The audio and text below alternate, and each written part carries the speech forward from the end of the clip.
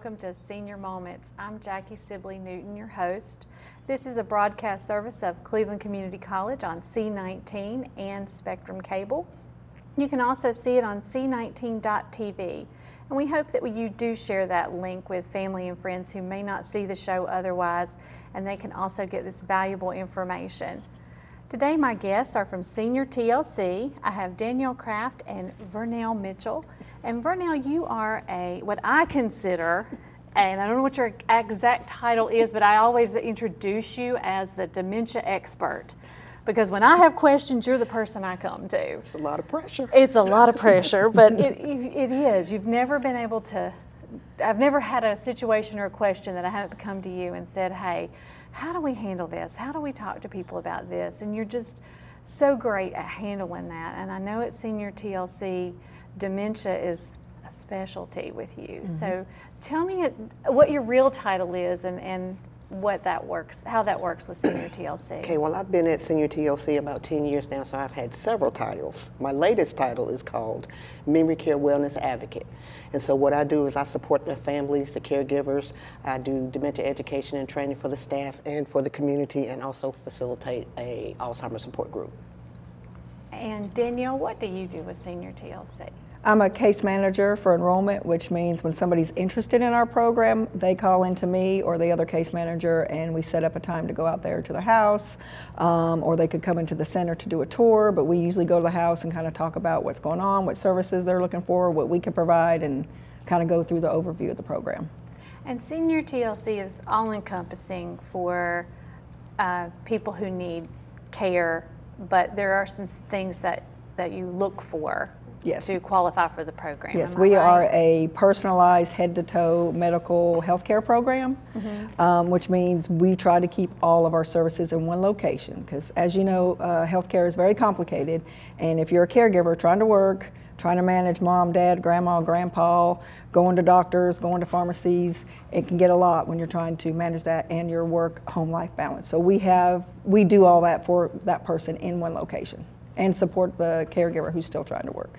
And for people who haven't seen the location in Shelby, I recommend going and taking a tour because it is an amazing facility.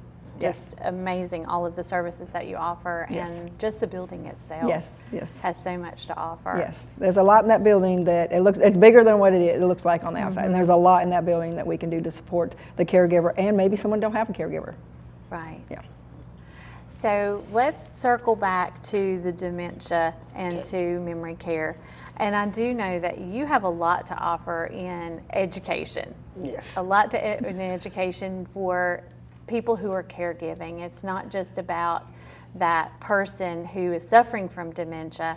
And I tell people this all the time, they're fine. Mm-hmm. They're fine in their world. You're absolutely right. We just have to kind of help you come to where they are. So let's talk a little bit about what that looks like for caregivers. So what you said was so very important, because the person that is living with the disease, they're just doing what the disease is telling them to do. So mm-hmm. they're fine. They're not stressed out, so to speak. Mm-hmm. But the caregiver has to, depending on what they know about the person that they're caring for, and take care of themselves. And a lot of times they're taking care of other members of the family too. Right. And so I am such a huge advocate for the support group, because you need a space to be able to let some of that stress out in an environment where people will understand what you're going through.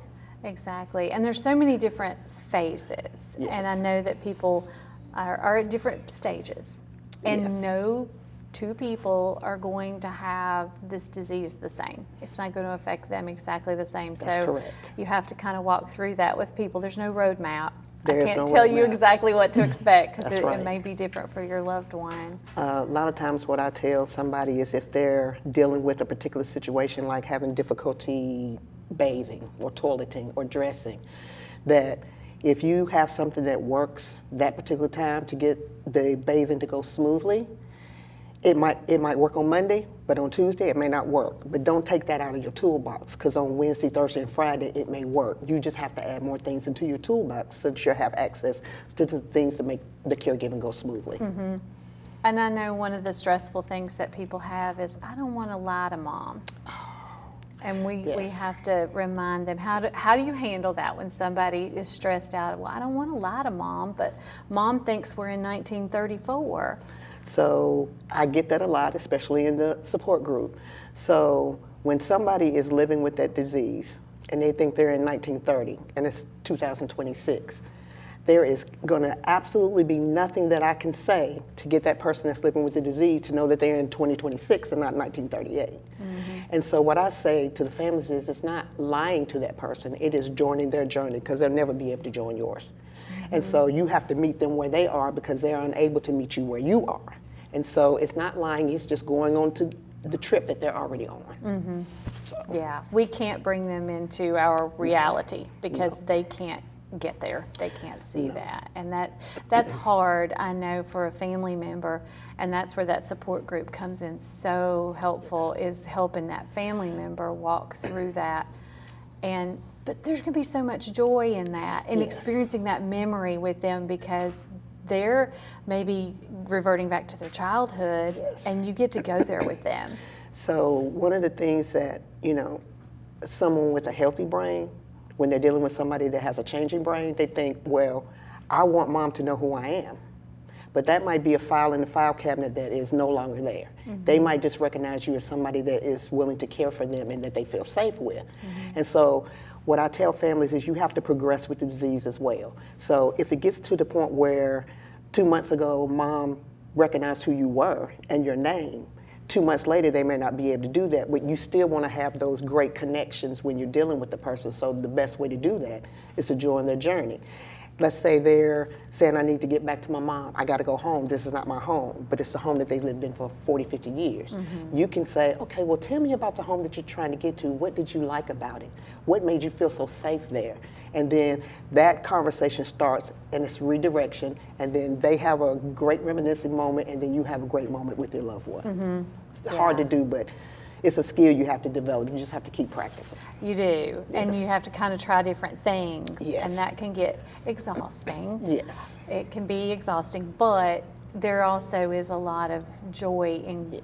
going there and taking that time with that person in finding what's working Yes. today. Today. This moment. In this This moment. So, can we talk a little bit about what does Senior TLC do to help with people who come in and have dementia? So we have this area in the back of our facility that is secured. And so people that are more advanced in the stages, because usually what happens is the brain becomes damaged, but they're more physically fit. And so they may be trying to get out, leaving the house. They may have some afternoon behaviors. And the caregiver, most days now, the caregiver, even though they're of some senior age, they're still working. And so they need somebody that's going to take care of their loved one. And so we have a secure unit in the back with aides that are more specifically trained in how to deal with those behaviors day to day. So everything that they do in the main center, whether it's lunch, bingo, or whatever activity they're having, the participants in that secure unit are doing the same thing, but it's more specialized, it's more one-on-one. Aides are trained to deal with that person on that particular disease stage that they're in, but they still get the same amount of care. And then on the other side, that is, it's still secure. It's just the other side that's more for people who aren't as progressed. Yes. What do they do on that side? So on that side, there are some participants that have a dementia diagnosis on that side, but they're able to. Their cognition level is just a little it's different. different. They're able to deal with that type of stimulation that goes on there. So oh my God, there's so many activities. We have a pool table. They're playing pool. There's bingo every day, because there'd be a mutiny if we didn't play bingo every day. So there's bingo every day. There are arts and crafts. There are nail painting, and there are lots of. I recently went through the center and saw a group of. I've seen it 3 times there, and there's different people, but they have a card game going on. And so it's a great place for socialization. It's just a very active, very, very active center in the front, and as active as it can be in the secured unit as well. Well, what is your advice for someone who is trying to care for someone at home that has dementia, and let's say it's still kind of an early diagnosis, and that is a very difficult situation because the person is still pretty cognitive and not probably willing to admit that we have an issue. So one of the dementia educations that I do is knowing the 10 signs. To me, that is probably one of the most important things to determine whether this is just normal aging memory loss or if it's something that you need to kind of go see somebody about. But the early stages, I always say, is they know just enough to be dangerous. And so they may not even recognize that they have the disease. I've come across some caregivers that have taken their mother, father, husband, brother to a neurologist. They've gotten a dementia diagnosis, and then they don't remember that they have gotten a dementia diagnosis. Yes. So it's very early on. You have to learn how to breathe, take a breath before you respond. Because we're responding with a healthy brain when the person has a changing brain. So a lot of times they don't match, and there's a lot of conflict. So before you respond, take a breath, listen to what they're trying to tell you, because all behaviors are not just behaviors. They're a way for that person with the disease to communicate an unmet need. And so you have to try to figure out, I'm sorry, I wish it was better news, but you have to be a detective and try to figure out what this person with this suffering from this disease is trying to tell me that they need, because that's what that is. Right. And it is a very difficult situation. We have, we faced that at Terravella with people who maybe have recently moved in and then all of a sudden don't remember, why am I here? Why am I here? And if you try to remind them of a diagnosis, that, no, I don't have that. I don't know who told you that. I don't have that. So we can't go there because that's not where we are. That's not going to happen. One of the reasons why I suggest that you take a breath and breathe is because if they say they want something, but we know they can't have it, like the keys to their car. Yes. I need to go get so-and-so, where are the keys to my car? No, Ma, you don't have a car anymore. You've already had a difficulty when you said no.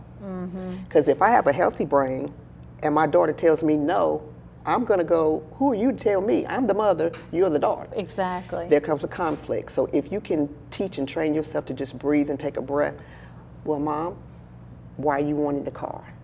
Because I need to go here, I need to go there, and based on what they say, then you can have a redirection. Right. Either I can take you right now, let's go in the car and we'll go there, or a lot of times the car's in the garage. Or That's where we go. The You can car's even the be garage. extreme with it and say, oh my goodness, Mom, I don't want you to have to drive by yourself. Let me do something for you. All these years you've done this for me. Let me take care of you for a change. Yeah. That might work. That might work. Well, we're going to take a quick break, and then we'll come back and learn more about the phases of dementia and senior TLC.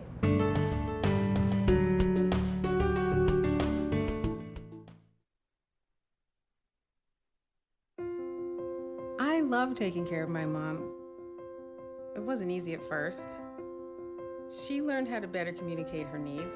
And you learned how to not ignore yours. I discovered how to make healthier meals. And I discovered how much I enjoyed them. Becoming a caregiver is a learning experience for everyone. Find articles, tips, and tools from experts and others who have been in your place. The Caregiving Resource Center at aarp.org/caregiving. Education is our most powerful tool to improve and change our world. Hi, I'm Rhonda Benfield, your host for School Matters. Join me for a new program every other week with information from and about the students and staff of Cleveland County Schools. Discover what our schools are doing to challenge students and help them reach their full potential.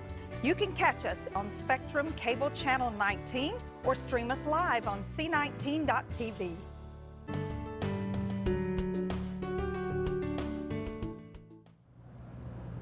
Welcome back to Senior Moments. I am Jackie Sibley Newton, your host, and we have been talking with Danielle Kraft and Vernell Mitchell of Senior TLC. And our topic today is mostly about dementia. And at Senior TLC, I know that you have a lot of programs to help with senior citizens and with the care so that people can, mainly so they can stay at home as long as they can. But that stress for caregivers, the statistics on stress for caregivers and how much that affects them is unreal. It is very unreal. There is a statistic that says that at least 50%, I believe, I may be just off a little bit, but if you're caring for somebody that is living with the disease, the caregiver passes away before the person with the disease. Yes. And so I get a lot of people in the support group that are so stressed out they don't even realize they're stressed out. And so what I tell them is, they'll ask me, what can I do? And the first thing I say is find some help. Whether it's an organization like Senior TLC, whether it's the Life Enrichment Center, whether it is people at your church. A lot of times I hear caregivers say, well, you know, I was very involved in my church and now nobody calls. It's because they don't know what to do. So sometimes you have to take the lead and say, okay, I just can't do it today. We had a rough weekend with Mom. Let me call my church members, see if they can bring me dinner, because I just don't feel like cooking. Or I just need to go to Walmart and get my own groceries. Can so-and-so, my cousin or whoever coming, you know, look after Mom or Dad while I spend a little time at the grocery store. Senior TLC offers some in-home care, and sometimes we say, when that aide is in the home to help with a bath or a shower, that is your time to get out and get away, even if you just take a walk around the block. You've got to find something for yourself and not feel guilty about it, because that's the other thing that comes with it. Well, I want to do something for myself. Well, I can't do that because I got to take care of Mom, and now I feel That guilty. caregiver guilt. That caregiver guilt, which is a vicious circle. But when you realize that if something happens to me, what I wanted for my mom, it's not going to happen. And so I have to learn how to take care of myself, and it be a part of caregiving, not just something that we do. It has to be a part, something we're very diligent about doing. Right. You can't fill a cup if yours is empty. That's correct. So you've got to take care of you. 'Cause Yes. You can't take care of anybody if you're not okay.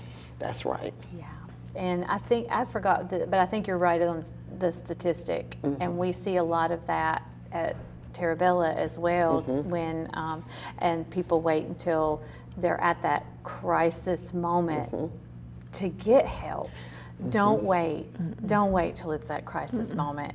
Get that help. Get your support group. Get your support group, your family, your adopted family. Get that together early in the program, because you're going to need it. And you're that's gonna need to why know who you can call. The education about learning the 10 warning signs of Alzheimer's is so important to me, because that gives you the first clue. Something might not be quite right. Let me start looking for resources now, because what we see is they're already in a crisis mode and they're looking for support, and then it doesn't come as quick as they needed to come, and then something happens to the caregiver. So yes, find out early whether there might be something going on. Right. Now, when does the support group meet? What kind of support do we have available? So Senior TLC in Gastonia has a support group every last Wednesday of the month at our building from 5:30 to 6:30. If it is for the community, and is actually on the Alzheimer's website. If you are a participant, a caregiver that has somebody that is enrolled in our program, if you let us know 24 hours ahead of time, you may not have anybody to stay with that person that is suffering with the disease. But if you let us know ahead of time, we have staff available to take care of that participant while the caregiver is participating in the support group in another part of the building. And then we just newly started a support group every first Thursday of the month at the Shelby location. It is at 12:30. If you let us know ahead of time, because we are providing lunch, RSVP, so we can make sure we have something there for you to eat for lunch. And that just started in February. And for people to attend, do they have to have someone in the program, or is it open for people in the community to attend? Each support group is open for the people in the community to attend. Okay. We always make sure we try to be available for the community. Okay. And you're available to speak to other groups outside of Senior TLC? Because I know I've had you come to Terabella and do training with the staff. Yes. We're going to talk about doing that again. And you've come and talked to our own support group that meets the fourth Thursday of the month. Yeah, so I was just there actually. You were. We appreciate that. I am open to do education at any time. I've gone to churches on Saturday. I've gone to churches on Sunday. I've gone after 5 o'clock. I try my best to make myself available, because this is something I'm pretty passionate about, getting that information out. Nobody can get help if they don't know the help is out there. Right. And so doing those educations and just training and talking about Senior TLC with Danielle, she always takes me wherever she goes. is what we enjoy doing to get the information out there to the community, to be more up on the resources that are available. And partnering with other groups. I mean, we love our partnership with Senior TLC, and that we can call on you as a resource, and you've called on us as a resource. So we love that. So other organizations can know, other healthcare organizations can know, they can call you to come in and help. Because it's just good to have somebody from another face, somebody from the outside come in and talk to staff and do some training. They're going to maybe hear you where they're tired of looking at me. They're tired of looking at the resources that we have for training. And so that's so much more helpful. And you have a different insight and a different perspective on it. So it's more beneficial for them to have somebody from the outside sometime to come in. So other organizations could also maybe use that as well. I think people are getting used to you saying something all the time, and then I come in and say the same thing, and they're like, ding, ding, ding. Exactly. It's okay. We work together. We do, and it's great. So if someone wants more information about Senior TLC, what's the best way to get information about that? Well, you could go on our webpage, which is seniortlc.org. There we load videos and pictures of stuff that's going on in the day center.